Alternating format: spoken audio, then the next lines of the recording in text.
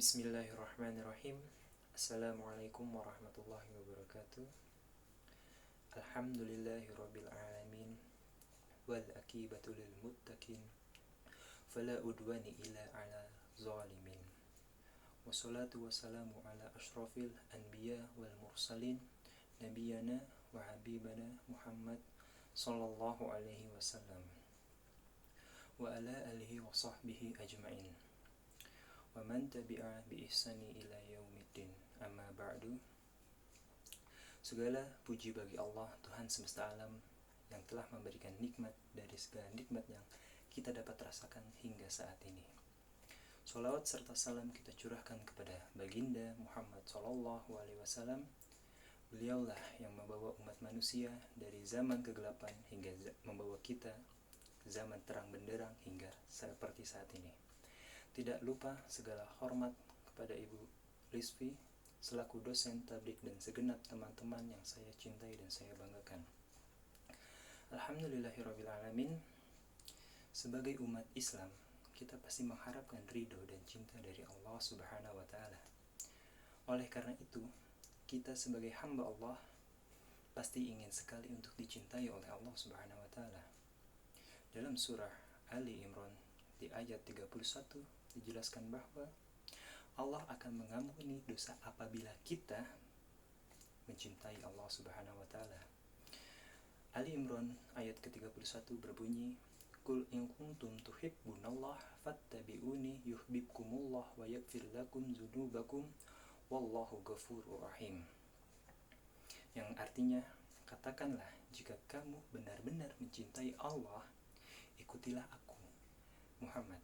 Niscaya Allah mengasihi dan mengampuni dosa-dosamu. Allah Maha Pengampun lagi Maha Penyayang. Banyak sekali mufassir yang menjelaskan tentang Ali Imran ayat 31 ini. Di antara banyak mufassir, ada beberapa yang saya ambil untuk menjadi acuan dalam menjelaskan tentang materi ini. Di antaranya, Tafsir Al-Madinah Al-Munawwarah Markas Ta'zim Al-Quran di bawah pengawasan Syekh Profesor Dr. Imad Zuhair Hafiz, Profesor Fakultas Al-Quran Universitas Islam Madinah, menjelaskan bahwa yang pertama, Qul in kuntum tuhibbunallah, yang artinya katakanlah jika kamu benar-benar mencintai Allah. Maksudnya, yakni jika kalian benar dalam pengakuan kalian tentang kecintaan kepada Allah Subhanahu wa taala dengan mengikuti segala peraturan, segala sunatullah yang telah tertera di dalam Al-Quran. Kemudian yang kedua, ada fattabi'uni, yang artinya itu ikutilah aku. Aku di sini maksudnya adalah Muhammad SAW, yakni ikutilah aku ke dalam agama Islam karena kalian telah mengetahui bahwa sesungguhnya Rasulullah SAW itu adalah utusan Allah dan Nabi yang terakhir. Yang ketiga ada yuhibbukumullah, yang artinya niscaya Allah mengasihi. Maksudnya adalah kecintaan Allah kepada hambanya merupakan hasil dari ketaatan kepada Rasulullah, mengikuti sunnah, menjauhi apa yang dilarangnya. Dan bentuk kecintaannya kepada hambanya adalah berupa ampunan, karunia, rahmat dan hidayah ke jalan yang lurus dari Allah Subhanahu wa taala. Kemudian menurut kitab Zubdatut Tafsir Minal Fathil Qadir, Syekh Dr. Muhammad Sulaiman Al-Ashqar, Mudaris Tafsir Universitas Islam Madinah, menjelaskan bahwa yang pertama, barang siapa yang mencintai Allah dengan sebenar-benarnya cinta, maka hendaknya ia mengikuti hatinya dan mencintai Allah dan Rasulnya, dan mencintai apa yang dibenci dan membenci apa yang dibenci oleh Allah dan Rasulnya. Tapi jika ia melakukan sesuatu perbuatan yang menyalahi kecintaan Allah, maka sesungguhnya hal itu menandakan kurangnya cinta di dalam dirinya, kurangnya cinta kepada Allah Subhanahu wa taala. Maka hendaknya ia bertaubat, beribadah kembali dan menyempurnakan cintanya kepada Allah Subhanahu wa taala. Dalam kriteria penjelasan kecintaan dan kepatuhan kepada Nabi, hendaknya kita mengikuti apa yang telah diperintahkannya, apa yang telah dinyatakan dalam sunnah-sunnahnya, dan mengikuti semua apa yang ia anjurkan untuk kita, dan insya Allah kita akan mendapatkan cinta Nabi dan mendapatkan syafaat dari Nabi Muhammad SAW di yaumil qiyamah nanti.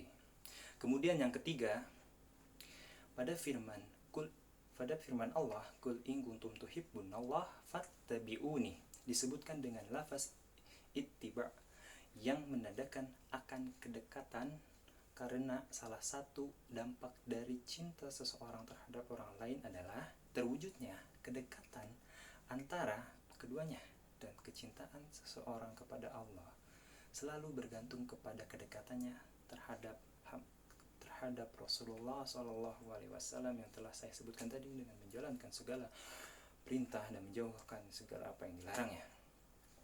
Kemudian ada tafsir As-Sa'di, Syekh Abdurrahman bin Nasir As-Sa'di, pakar tafsir abad ke-14, dalam tafsir Al-Jalalain dijelaskan bahwa ayat ini diturunkan berkenaan dengan orang-orang yang menyembah berhala. Ketika mereka mengatakan, kami tidak menyembah berhala kecuali kecintaan kami kepada Allah Subhanahu wa taala, agar mereka berhala itu mendekatkan kami kepadanya.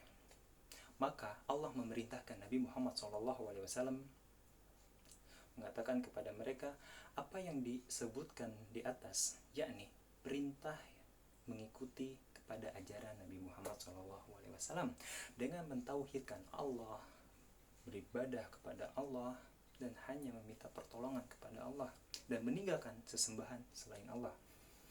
Ayat ini merupakan hakim bagi setiap orang yang mengaku cinta kepada Allah namun tidak mengikuti Nabi Muhammad SAW, tidak menaati perintahnya dan tidak menjauhi larangannya, bahwa pengakuan cintanya adalah dusta sampai dia mengikuti Nabi Muhammad SAW.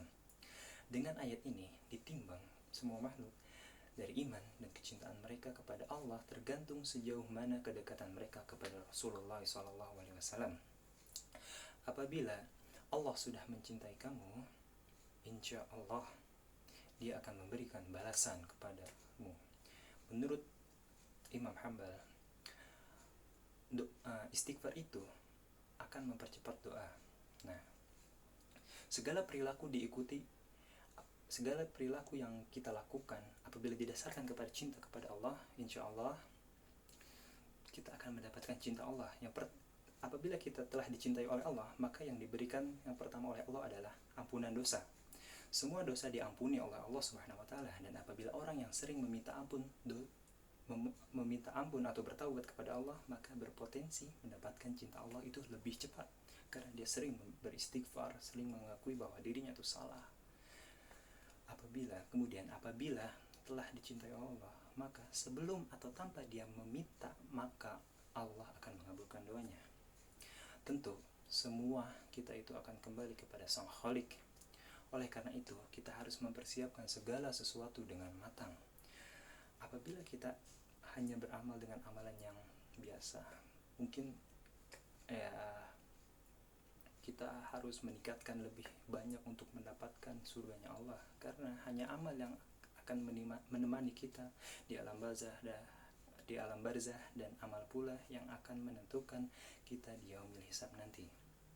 Bayangkan ketika kelak nanti kita disambut oleh Allah Subhanahu wa taala dengan panggilan yang sangat indah, sebagaimana tertera di dalam surat Al-Fajr ayat 27 hingga 30 yang berbunyi, Ya ayyuhan nafsul mutmainnah irji'i ila rabbika radiyatan mardiyah fadkhuli fi ibadi wadkhuli jannati, yang artinya, hai jiwa-jiwa yang tenang, kembalilah kepada Tuhanmu dengan hati yang puas lagi diridhoi, lalu masuklah ke dalam jemaah hamba-hambaku dan masuklah ke dalam surgaku. Begitu besar nikmat yang kita akan dapatkan. Tentu semua itu tidaklah dengan amalan biasa-biasa saja yang telah saya sampaikan tadi. Dan tentunya kita harus menggapai cintanya Allah agar segala yang kita lakukan itu nikmat untuk dijalani. Wallahu a'lam bishawab. Demikian ceramah yang saya dapat sampaikan. Apabila ada yang baik, maka itu datangnya dari Allah Subhanahu wa taala, dan apabila ada yang kurang berkenan, itu datangnya dari saya sendiri. Mohon maaf atas segala kekurangan dalam pemaparan kali ini. Terima kasih atas segala perhatiannya.